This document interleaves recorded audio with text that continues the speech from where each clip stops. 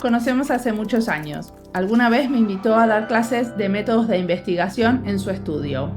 Y también di alguna clase en su materia en la carrera de diseño gráfico.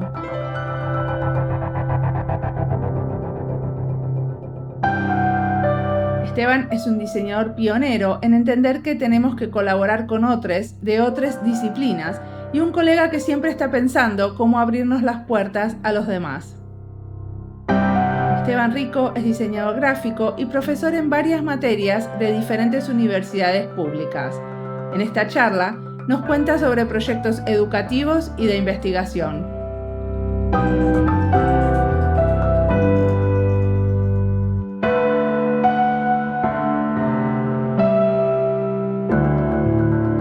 Mi nombre es Mariana Salgado, esto es Diseño y Diáspora.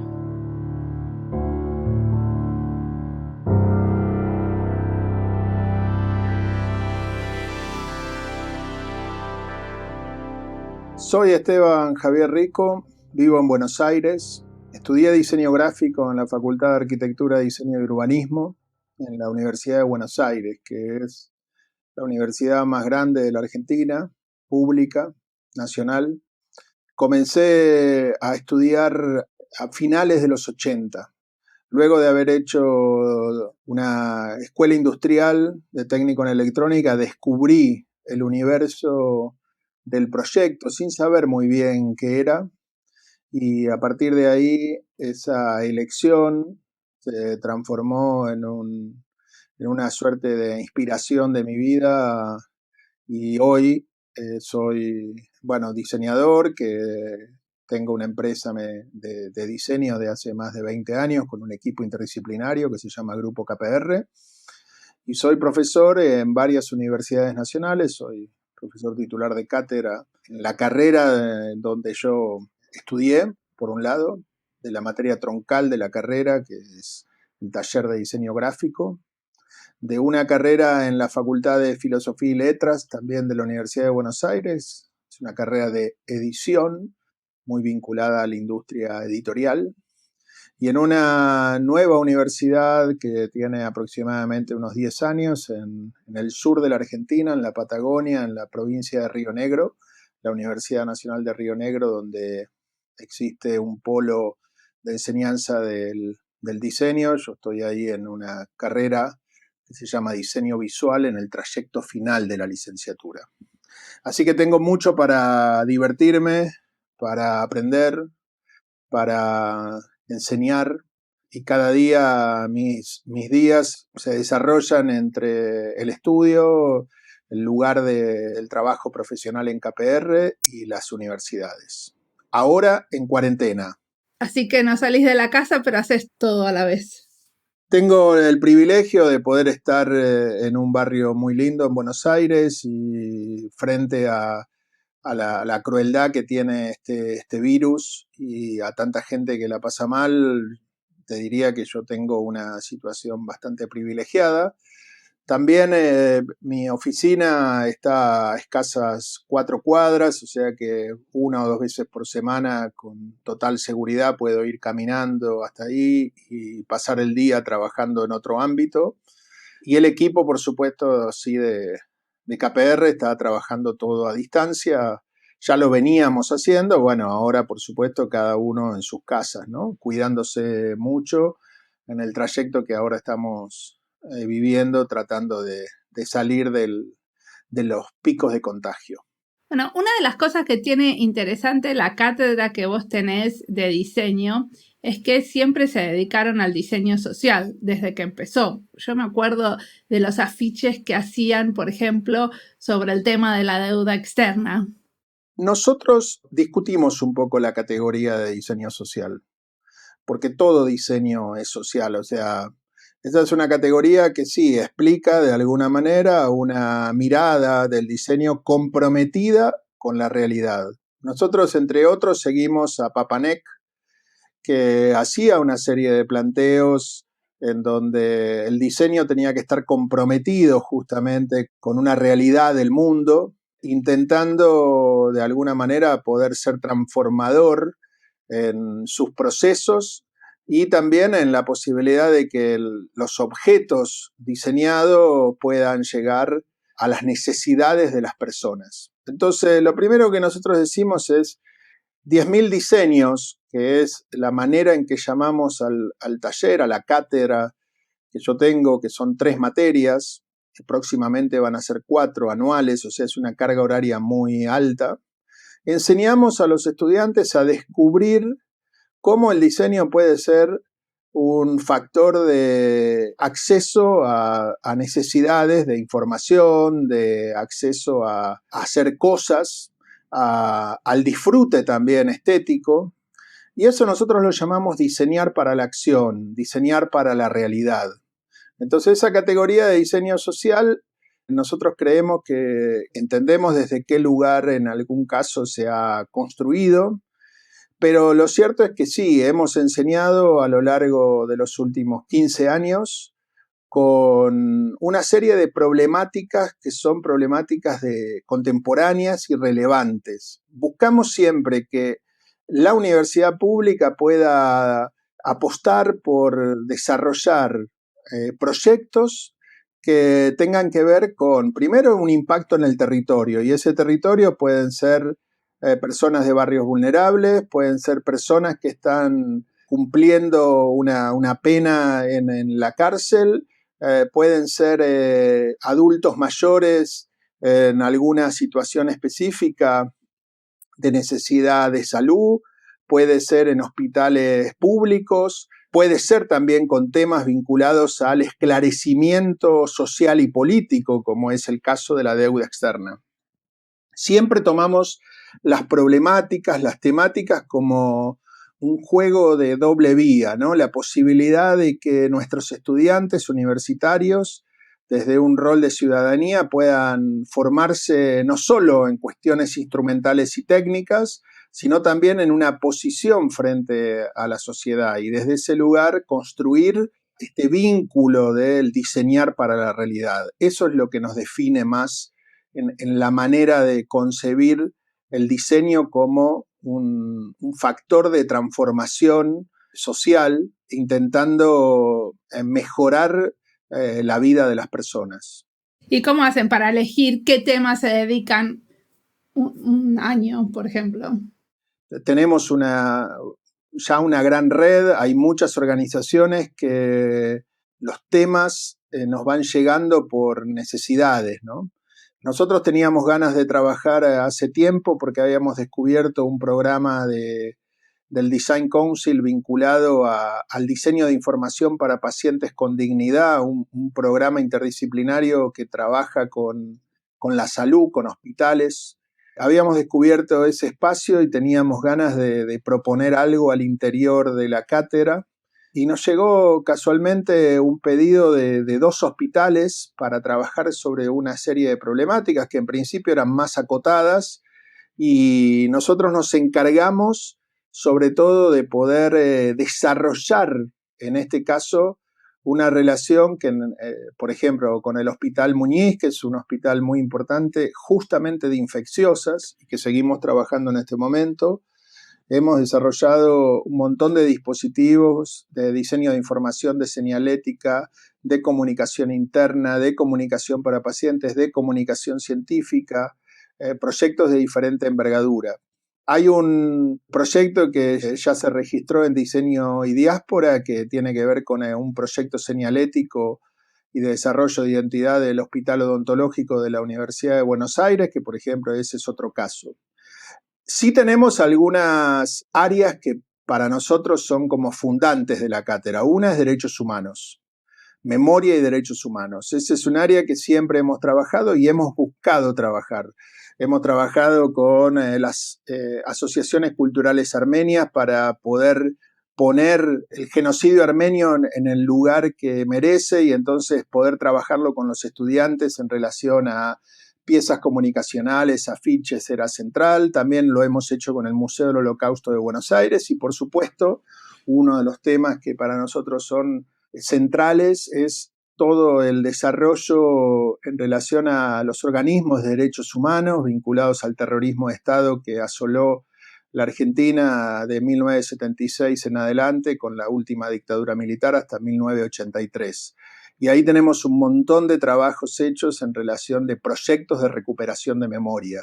Aprendemos a diseñar y a su vez lo que hacemos es conectamos con problemáticas que son relevantes de nuestro tiempo. O sea, la cantidad de temas que hemos trabajado, por supuesto, incluyen feminismo, incluyen aspectos vinculados al género, vinculado también a temas de educación, de acceso a la cultura, en diferentes tipos de proyectos que van desde el nivel 1 de la cátedra hasta el nivel 3 o próximamente el nivel 4.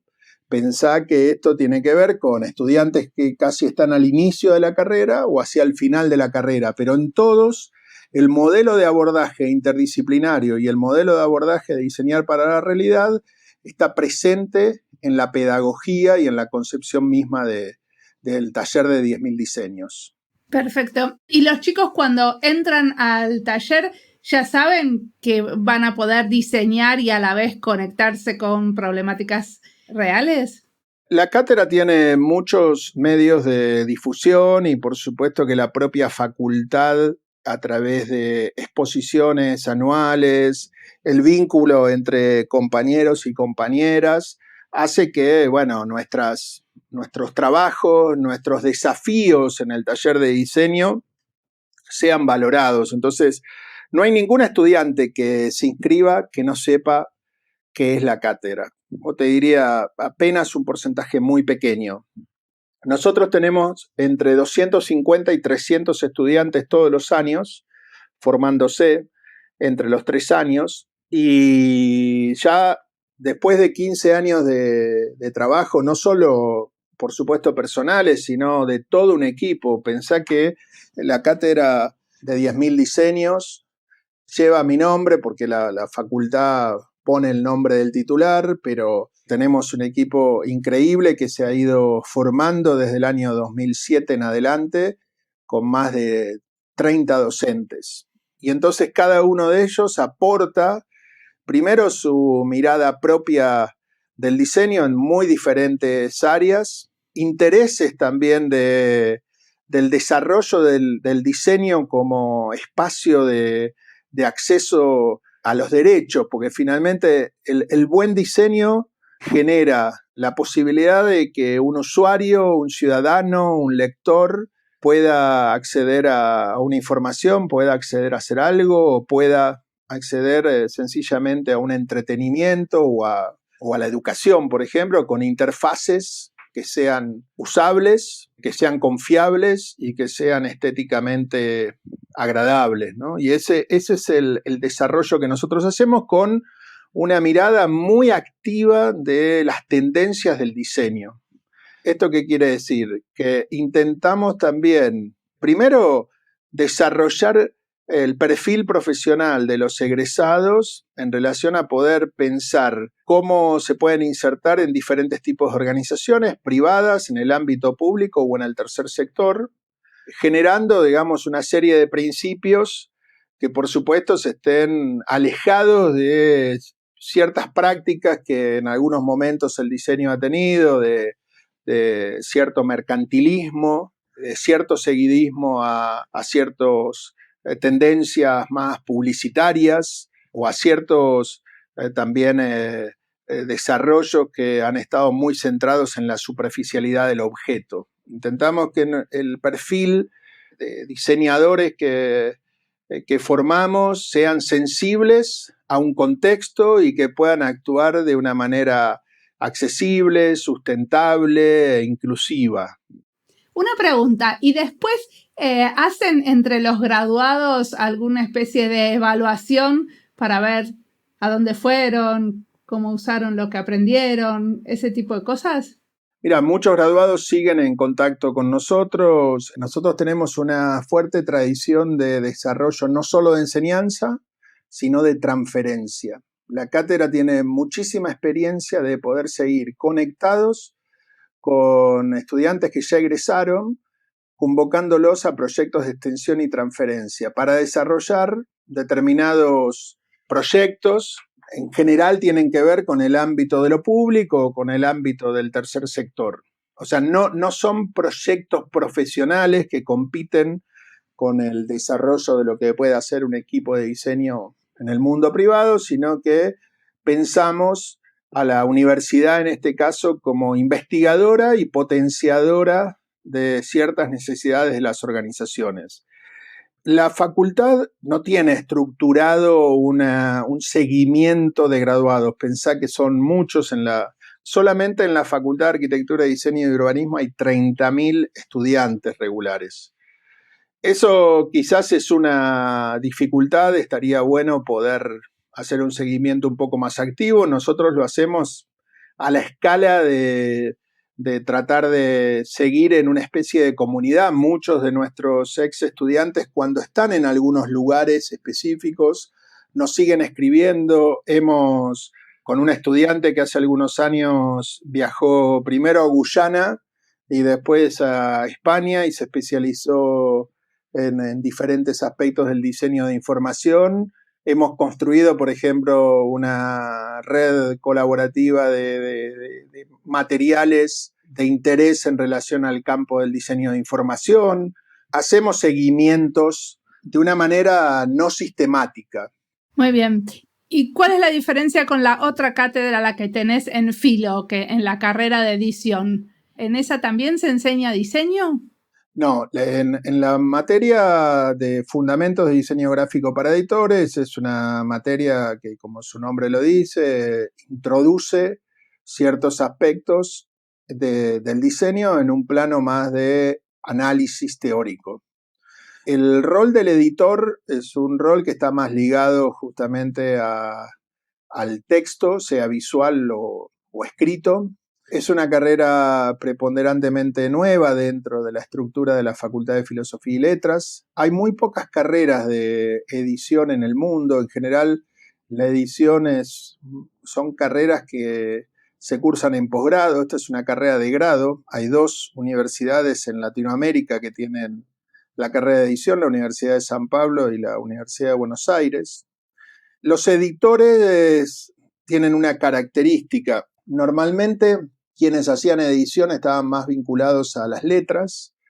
En este caso, esta es una carrera que permite conformar a un profesional desde todos aquellos aspectos de competencia justamente en relación al texto escrito o visual, la edición editorial misma, toda la parte de producción y toda la parte de distribución y marketing.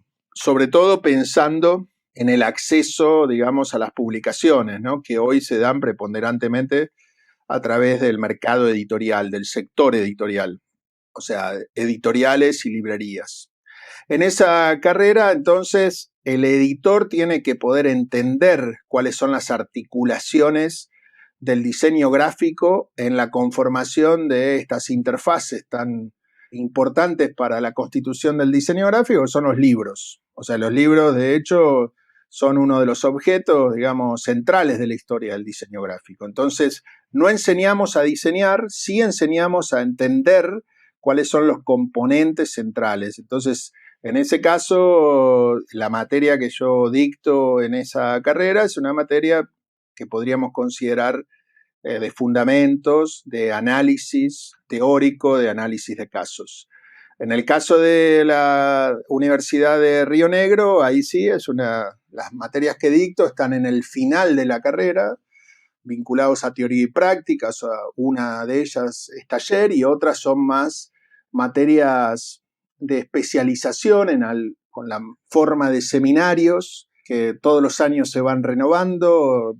En los últimos tiempos he trabajado, he dictado sobre todo en el diseño de información y en el diseño de experiencias y en la introducción a la consultoría estratégica. Perfecto. Contame un poco cómo es que llegan o cómo es ese proyecto que tienen sobre un app para refugiados y quiénes lo hacen. O sea, vos encontrás la idea y convocás a docentes. ¿Cómo sucede la colaboración para llegar a ser un app para refugiados? Te cuento cómo llegamos. Hace 3 años aproximadamente, casi 4, a partir de mi presencia en la universidad, en la Facultad de de Filosofía y Letras, en mi rol de profesor ahí. En nuestra facultad de Filosofía y Letras existe un laboratorio de idiomas. Entonces hay docentes que por un lado dictan clases, pero por otro lado investigan en mejoras en relación a la enseñanza del idioma. Ahí me contactaron sabiendo ya que mi desarrollo en conjunto con todo el equipo de cátedra de 10.000 diseños, siempre propiciábamos proyectos de llevar al taller por un lado, o sea, hacer un dispositivo didáctico de aprender a diseñar con un determinado tema y que después ese proyecto pueda desarrollarse en la realidad. A partir de eso me contaron, digamos, la necesidad que ACNUR, que es la Comisión justamente de Refugiados y Migrantes a nivel mundial, dependiente de la ONU, les hace. En Argentina hay una corriente migratoria importante, una parte que es más de países vecinos o sudamericanos, o sea que hablan el mismo idioma, pero también hay muchos migrantes que provienen o de Medio Oriente o de África, y la necesidad de poder tener instancias de aprendizaje, por supuesto, del español y sobre todo de acompañamiento. A partir de ahí establecimos un desarrollo de un proyecto que para llegar a la instancia didáctica del taller nos tomó aproximadamente 1 año y medio, porque ahí buscamos también otros socios. Esos socios eran quienes podían poner el desarrollo y la competencia específica en alguna parte del proyecto. En este caso, la intención era desarrollar una aplicación móvil y necesitábamos a un equipo que pudiera hacer el desarrollo. A nivel global, la consultora Accenture participa de mucho apoyo hacia ACNUR, y entonces ahí conseguimos un voluntariado interno de la empresa, y a partir de eso, cuando teníamos a todos los actores, comenzamos a generar en principio en el año 2018 el trabajo en el taller, y durante todo el 2019 estuvimos haciendo desarrollo de la aplicación con equipos de diseño que ya eran ex estudiantes que se sumaron, 15 ex estudiantes del último nivel con unos proyectos seleccionados, con la coordinación docente de Mariano Benassi y de Florencia Crocchia, y bueno, y la participación del equipo del Laboratorio de Idiomas de la Facultad de Filosofía y Letras. O sea, a ver, entendí bien que primero los alumnos hacen un montón de propuestas para este app, ¿cierto? Y después con algunos alumnos que tienen una muy buena propuesta, ustedes siguen el desarrollo de eso, pero va más allá de la materia diseño, del taller de diseño después. Así es, esa es una buena síntesis. Primero hay todo un proceso de un determinado proyecto que aborda sobre una temática en particular. Nosotros tenemos un tiempo de pensar cómo esa didáctica vamos a hacerla impactar sobre los objetivos de aprendizaje de nuestro programa. Entonces esa siempre lleva un trabajo previo, y ese es el trabajo previo que nos llevó casi 1 año y pico en programar el momento en donde el proyecto se iba a desarrollar en el taller. Después, en el caso de esta aplicación móvil para migrantes y refugiados, para el autoaprendizaje, es una posibilidad de una herramienta de complemento a los cursos presenciales. Se desarrollaron 70 proyectos en el taller.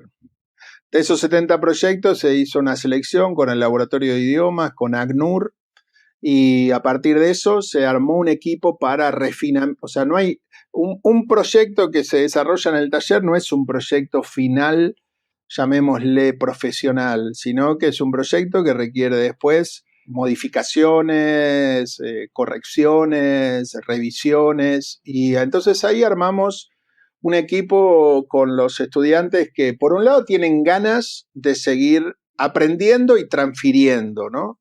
Y por supuesto que en general son los que han hecho los mejores proyectos, pero también hay estudiantes que quizás no estaban entre los proyectos seleccionados y tienen ganas de hacer esta experiencia de transferencia porque se aprende muchísimo. Cuando hablas de transferencia, ¿a qué te referís? ¿Qué es la transferencia de conocimiento de la universidad al campo? Exactamente. La universidad tiene 3 pilares. O sea, por un lado enseñamos, pero no solo enseñamos de manera desconectada, sino que para poder enseñar hay que investigar. Hay una construcción de nuevo conocimiento. Si nosotros hiciéramos una práctica solamente de enseñar, sería una práctica mecánica. Se transformaría la universidad en un enseñadero, en algo que yo hago instrumental o mecánicamente. Entonces la universidad requiere que de manera formalizada o de manera más informal, los equipos de cátedra hacia el interior puedan generar instancias de construcción de nuevos conocimientos. Eso a veces se hace a través de proyectos de investigación que la propia universidad convoca, o lo hacemos a través de grupos de estudio y desarrollo de ciertas prácticas en relación al diseño contemporáneo. Entonces, la tercera de las funciones centrales de la universidad es lo que se llama la extensión o la transferencia, ¿no? O sea, sería aquello que está al interior, o sea, saberes que tenemos al interior de la universidad y que extendiéndola llegamos a tener trabajo específico sobre determinados universo de personas, de poblaciones, de usuarios, de territorio en relación a determinadas necesidades. Ahí nosotros, esa escala tiene que ver a veces con organizaciones, a veces con grupos de personas, a veces con organizaciones culturales o sociales. Los 3 pilares, vos dijiste que estaba enseñar y la transferencia. Enseñar, que incluye la investigación, y después la extensión o transferencia. ¿Cuál es el tercero? No, la investigación es el tercer pilar. Enseñanza, investigación y extensión o transferencia. Según las universidades, algunas hablan más de extensión y algunas hablan más de transferencia. Y en la investigación, vos como profesor titular de cátedra, por ejemplo, ¿tenés tiempo que le podés dedicar a una investigación académica como parte de tu trabajo? Mi dedicación, en el caso de la Universidad de Buenos Aires, en la Facultad de Arquitectura, Diseño y Urbanismo, implica que mi cargo es para ejercer la docencia y además para ejercer la investigación o la transferencia, ¿no? Entonces, tengo un tiempo dedicado a la docencia y hay un tiempo dedicado justamente a o dirigir o integrar equipos de investigación y de transferencia. Particularmente, eso tiene que ver con la cantidad de horas que el cargo del profesor tiene asignado. En otras universidades, en el caso de la Universidad Nacional de Río Negro, yo también dirijo investigación, pero con un cargo que es 100% de dedicación de docencia. Pero así todo, mi intención de poder formar equipos en una universidad nueva relativamente y con equipos con poca experiencia, para mí era muy importante. O sea que en la universidad pública se supone que cuanto más dedicación tenés de horas, que serían cantidad de horas dedicadas semanalmente, más necesidad de hacer no solo docencia, sino también actividades de los otros pilares. Claro, y los que trabajan en el equipo tuyo, los jefes de trabajos prácticos, todo el equipo, ¿también tiene tiempo para investigación? No, en el caso de nuestra facultad, de la FADU, ya la nombré varias veces, digamos, Arquitectura, Diseño y Urbanismo, las dedicaciones docentes normalmente son todas dedicaciones las menores, se les llama simples. Esto implica que los docentes que quieren hacer investigación y transferencia lo hacen voluntariamente, porque su cargo solamente está para el ejercicio de las horas de la docencia. Eso es una gran dificultad que hace muchos años nosotros interactuamos tanto en la política universitaria como en los gremios, haciendo reclamos para mejorar los presupuestos, porque En este caso, para los docentes de la FADU, de la UBA, es muy dificultoso seguir una carrera de investigación, la carrera científica en el CONICET, por justamente esta falta de dedicaciones, se le llama. Esto implica también que esas horas son pagadas a través de un salario. Entonces, mucho de lo que nosotros hacemos tiene un carácter ad honorem y voluntarista, en un sentido, ¿no? O sea, creemos que este es un espacio igual de militancia y de transformación desde la universidad pública, pero no por eso dejamos de reclamar y de poner en evidencia que los sueldos universitarios son los peores de todo el sistema educativo de la Argentina, que tenemos grandes faltas desde el punto de vista de, por ejemplo, de este factor vinculado a las dedicaciones docentes para hacer otras actividades, por ejemplo, de investigación y transferencia.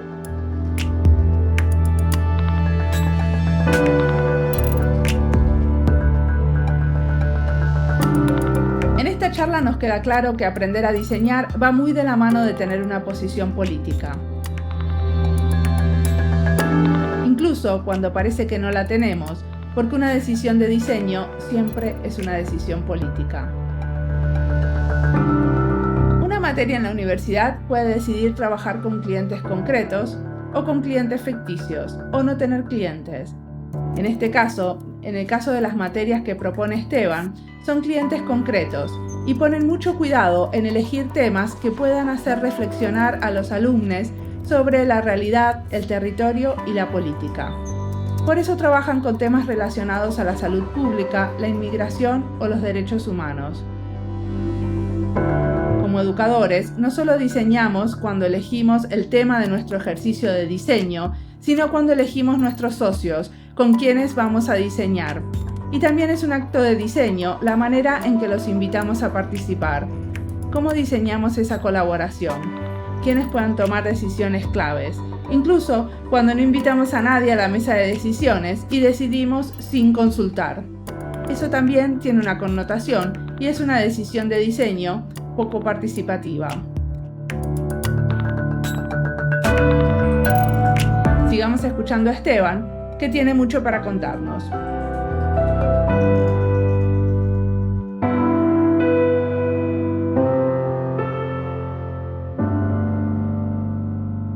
¿Qué te ves haciendo en el futuro? A ver, si fuéramos bien utópicos, porque seguramente te ves haciendo algo muy parecido a lo que haces ahora, pero si alguien te da el dinero y decís, bueno, a ver, a mí me gustaría poderle dedicar a esto, de todo lo que haces, ¿cuál decidirías? Hoy, parte de mi sueño es poder generar un espacio de laboratorio de innovación y transferencia del diseño al tercer sector, pero sobre todo al ámbito de las economías sociales, o sea, de todas las organizaciones de la economía social y cooperativas. O sea, ese es un ámbito, en Argentina es muy importante el sector de cooperativas, llamémosle cooperativas o otro tipo de asociaciones vinculadas a organizaciones sociales. Hay una necesidad enorme de trabajar sobre procesos de diseño, sobre mejoras de interfaces en relación a poder cambiar cierta matriz que tiene que ver con, por ejemplo, con el consumo de alimentos, con la sustentabilidad. Y si bien durante muchísimos años, más de 20 en el caso de KPR, he podido trabajar con organizaciones sin fines de lucro y algo con el Estado, mucho de mi trabajo quizás estuvo planteado en relación a empresas privadas con fines de lucro que quizás hoy me entusiasma menos en términos de poder pensar mejoras en el mundo futuro, ¿no? O sea, creo que esta pandemia, particularmente del coronavirus, nos impone un nuevo desafío de no volver a la normalidad. O sea, creo firmemente que cierto modelo de exceso de mercantilismo y de un capitalismo exacerbado nos ha llevado a a destrucción de muchos derechos en muchos lugares en el mundo. Creo que ahí el rol del Estado es central y hay una cantidad de posibilidades en donde el diseño puede estar siendo un posibilitador de acceso a los derechos, y la verdad que me interesaría poder trabajar más cercano a conformar una especie de centro de innovación y transferencia del diseño. Y por supuesto formar, ¿no? O sea, yo cada vez estoy trabajando más en formación y seguimiento de proyectos en relación a posgrado y en relación a proyectos de transferencia y extensión, que es un lugar donde me siento también muy cómodo asesorando y guiando de alguna manera a jóvenes egresados, a docentes, a diferentes personas que están generando, digamos, un nuevo camino. ¿Y este centro de innovación y transferencia en diseño, dónde lo pondrías? Para mí, la primera cuestión sería poder conformar un equipo justamente de abordaje interdisciplinario en donde permita el trabajo de antropólogos, sociólogos, comunicadores, diseñadores de diferentes tipos de especializaciones, economistas, entre otros. La universidad puede ser un espacio. Hoy yo estoy coordinando un laboratorio de tecnologías de socialización de conocimiento. Trabajamos con centralmente mejorar las interfaces de divulgación y de acceso al conocimiento a través de equipos también interdisciplinarios. Eso hemos logrado que sea una unidad de gestión de la Facultad de Filosofía y Letras. El lugar que se debería poder formar es algo a nivel del propio Estado, ¿no? En Buenos Aires hubo un proyecto bastante interesante que ahora lamentablemente la última gestión de gobierno de la ciudad de Buenos Aires se ha encargado un poco de desarmar o de desarmarlo, que es un centro que se inició en el año 2001, el Centro Metropolitano de Diseño. Ese podía ser el lugar natural por una cuestión de territorio, poder integrar equipos en ese lugar, pero si no, perfectamente podría estar a nivel de la universidad. Me parece que ese es un ámbito, por supuesto, interactuando de manera mixta, ¿no? Porque la importancia de tener un modelo de laboratorios de innovación en donde lo público, las universidades y las organizaciones del mundo privado puedan participar son realmente importantes. En la ciencia, por ejemplo, la mayoría de los últimos desarrollos en relación a, no sé, desarrollos para la pandemia se han realizado en consorcios justamente mixtos. Una pregunta, dijiste al pasar que había pasado algo con el CMD, con el Centro Metropolitano de Diseño. ¿Qué pasó? En la última gestión, el Centro Metropolitano de Diseño perdió estatus desde el punto de vista de su desarrollo y fue rebajado en la estructura institucional, y esto genera dificultades para el acceso a las decisiones, el acceso al presupuesto, y se cortaron muchos de los programas existentes que iban o hacia las organizaciones en el territorio, por ejemplo, las pymes. Había un programa de incorporación de diseño en pymes que fue discontinuado. La mayoría de los programas fueron discontinuados, salvo algunos, y esto tuvo que ver sobre todo con la orientación de hace 4 años de un pase de ministerio y con el no entendimiento, digamos, de la importancia que tenía ese centro para poder ser un potenciador, así como el Design Council lo es, de incorporación de política pública. Por un lado, fortaleciendo el sector de diseño en relación a capacitaciones específicas, y por otro lado, haciendo una promoción permanente en relación a la incorporación de nuevas tendencias del diseño en las organizaciones, sean privadas, públicas o del tercer sector de la ciudad de Buenos Aires. O sea, el Centro Metropolitano fue un proyecto enorme, increíble, de recuperación de un viejo mercado del pescado. Se pudo terminar la obra después de 10 años, con un nivel muy interesante del planteo arquitectónico, pero resulta que después ese edificio no se utilizó para el sector del diseño. O sea, terminó siendo oficinas del gobierno de la ciudad de Buenos Aires para un montón de otros ministerios. Y bueno, y hoy está en riesgo de continuar porque no queda claro cuáles son sus programas existentes, su vínculo con la comunidad, por ejemplo, de diseñadores es casi nulo. O sea, hace 6 años teníamos convocatorias permanentes de programas, 6 años o hace 8 años o hace 10, digamos, ¿no? Invitaciones a diferentes tipos de actividades, se había conformado unos consorcios de colaboración a través de convenios con la Universidad de Buenos Aires, el área de ingeniería, y con otras universidades para, no sé, para talleres compartidos en relación a indumentaria, a laboratorios de materiales, y bueno, todo eso quedó desactivado. Ok. ¿Y qué te inspira en este momento? ¿Qué son las cosas que lees, escuchás y mirás que te gustaría recomendarle a otros? En este momento, particularmente desde marzo en adelante, con el comienzo de la cuarentena, he leído muchos análisis sociológicos, filosóficos. Estoy disfrutando mucho la producción tanto mundial como también de pensadores latinoamericanos, intentando pensar sobre las consecuencias de la pandemia. Particularmente, si hoy quisiera recomendar algo, recomendaría fervientemente el libro de Boaventuras de Sousa Santos, que es la cruel pedagogía del virus. Me parece de una claridad absoluta. También he estado leyendo muchos artículos de una pensadora, una mujer militante argentina, que es Diana Cordon, militante de derechos humanos y que viene trabajando en el espacio más de psicosocial, de la psicología social.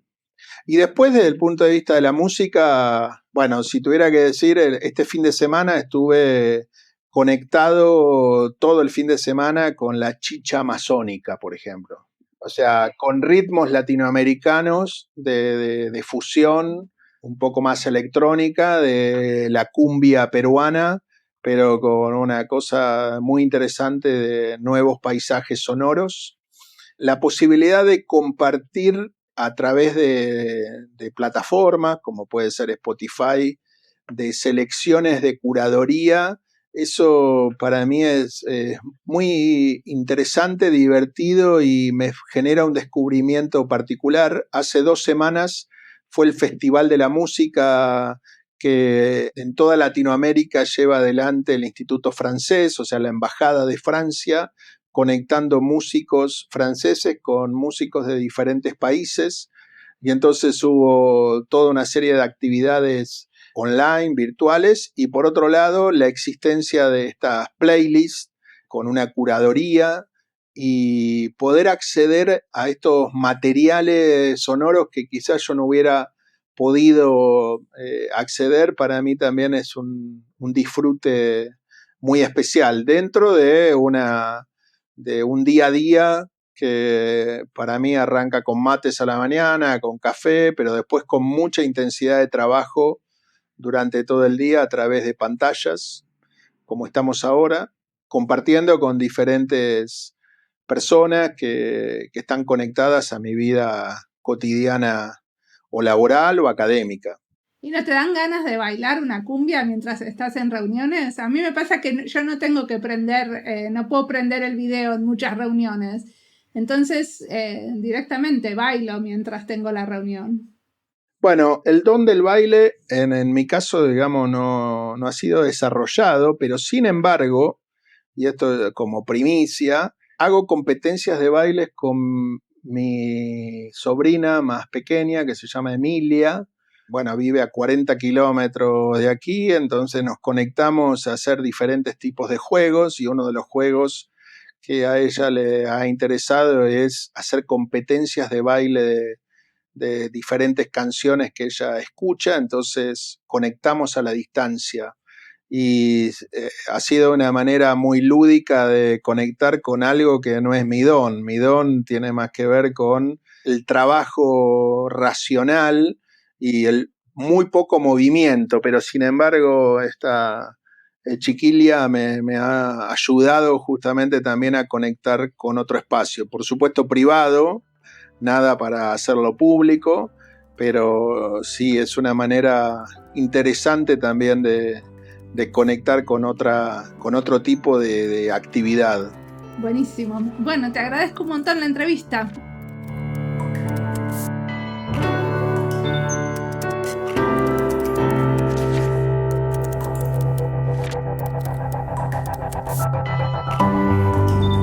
Muchos de los docentes que trabajan en la universidad pública lo hacen ad honorem, o sea gratis.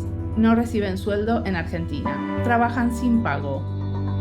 Muchos llegando en algunos momentos al 50% de los docentes, lo cual es una cifra muy descorazonante.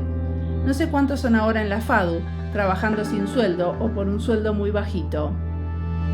A la vez, los que estudiamos en la universidad pública estamos muy agradecidos por la educación que recibimos, en parte porque sabemos que a nuestros educadores no se les pagó lo que corresponde. Damos clases gratis, siempre que nos las piden y podemos, y eso crea una relación especial con la universidad. Doy clases en la misma universidad, en la maestría de diseño de interacción. Ahí hago el taller de tesis. Y esta semana, cuando les dije a los alumnos que llamen a la biblioteca para averiguar qué bases de datos tienen acceso para leer artículos académicos en diseño, me dijeron, olvídate del tema. Nadie responde. En estos momentos de pandemia, la universidad está colapsada y la biblioteca no responde. Me puso muy triste. Una vez más entendí en qué burbuja vivo.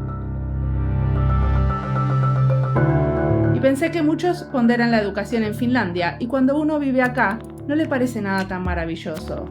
Pero en momentos de crisis, nuestras instituciones educativas resisten y son resilientes. Los servicios como las bibliotecas de las universidades públicas siguen funcionando. Mis hijos siguen teniendo clase y nunca pararon, solo que por un tiempo fueron online, pero cada materia siguió su curso.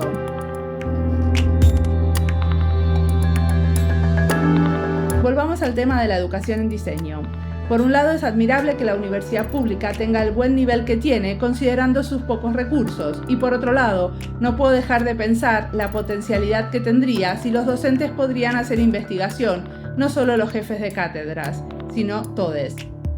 Si todes recibirían un sueldo digno y si sus proyectos de investigación en diseño tuvieran financiación para que algunos pudieran dedicarle el tiempo que necesitan. Aunque los recursos aumenten, igual la universidad seguiría siendo un espacio de activismo y transformación, como propone Esteban. Si entendemos que diseñar el contenido y los intercambios en cada materia son un acto político.